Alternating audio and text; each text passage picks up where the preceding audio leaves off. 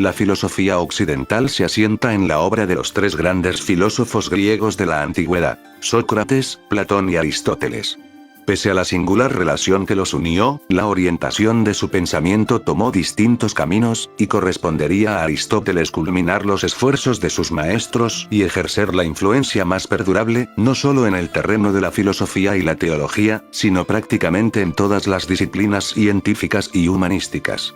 De hecho, por el rigor de su metodología y por la amplitud de los campos que abarcó y sistematizó, Aristóteles puede ser considerado el primer investigador científico en el sentido moderno de la palabra.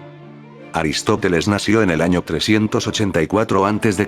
en Estagira, una pequeña localidad macedonia cercana al monte Athos. De su población natal procede una designación habitual para referirse al filósofo, el estagirita. Su padre, Nicómaco, era médico de la corte de Amintas III, padre de Filipo II de Macedonia, y por tanto, abuelo de Alejandro Magno.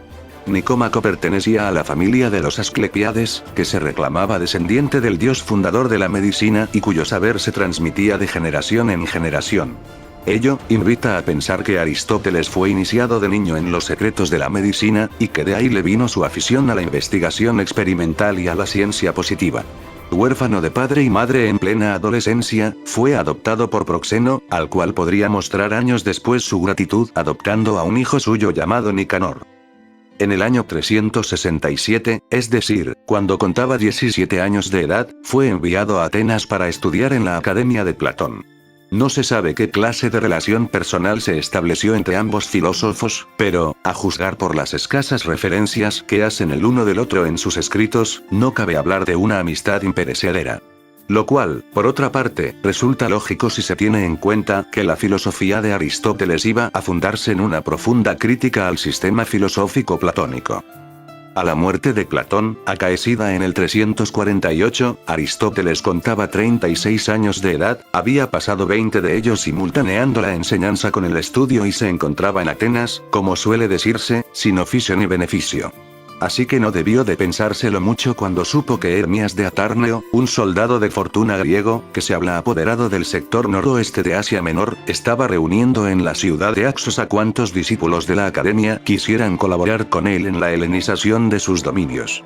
Aristóteles se instaló en Axos en compañía de Genócrates de Calcedonia, un colega académico, y de Teofrasto, discípulo, y futuro heredero del legado aristotélico.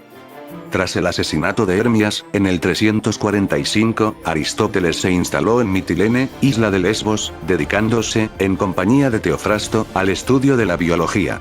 2 años más tarde, en el 343, fue contratado por Filipo II de Macedonia para que se hiciese cargo de la educación de su hijo Alejandro, a la sazón de 13 años de edad. Tampoco se sabe mucho de la relación entre ambos, ya que las leyendas y las falsificaciones han borrado todo rastro de verdad. De ser cierto el carácter que sus contemporáneos atribuyen a Alejandro, al que tachan unánimemente de arrogante, bebedor, cruel, vengativo e ignorante, no se advierte rasgo alguno de la influencia que Aristóteles pudo ejercer sobre él. Como tampoco se advierte la influencia de Alejandro Magno sobre su maestro en el terreno político. Años después, mientras Aristóteles seguía predicando la superioridad de la ciudad-estado, su presunto discípulo establecía las bases de un imperio universal sin el que, al decir de los historiadores, la civilización helénica hubiera sucumbido mucho antes. Poco después de la muerte de Filipo, 336 a.C., Alejandro hizo ejecutar a un sobrino de Aristóteles, Calístenes de Olinto, a quien acusaba de traidor. Conociendo el carácter vengativo de su discípulo, Aristóteles se refugió un año en sus propiedades de Estagira, trasladándose en el 334 a Atenas para fundar, siempre en compañía de Teofrasto, el Liceo, una institución pedagógica que durante años habría de competir con la Academia Platónica, dirigida en ese momento por su viejo camarada Genócrates de Calcedonia. Los 11 años que median entre su regreso a Atenas y la muerte de Alejandro, en el 323, fueron aprovechados por Aristóteles para llevar a cabo una profunda revisión de una obra que, al decir de Hegel, constituye el fundamento de todas las ciencias.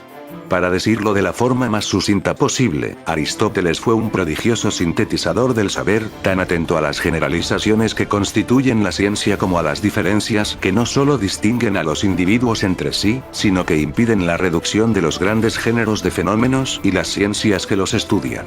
Los seres, afirma Aristóteles, pueden ser móviles e inmóviles, y al mismo tiempo separados, de la materia, o no separados.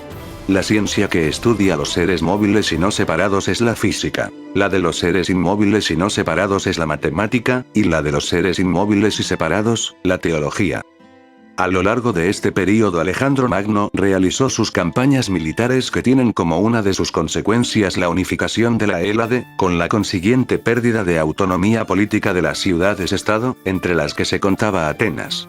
El hecho de que Aristóteles hubiera sido su preceptor, así como su amistad y parentesco con Hermias, le irá convirtiendo en un personaje no grato para muchos atenienses. A la muerte de Alejandro, en el año 323, sintiéndose amenazado por los crecientes sentimientos antimacedónicos, Aristóteles abandonó Atenas y se retiró a Calcis. Allí murió Aristóteles, el 322 a.C., de una enfermedad del estómago.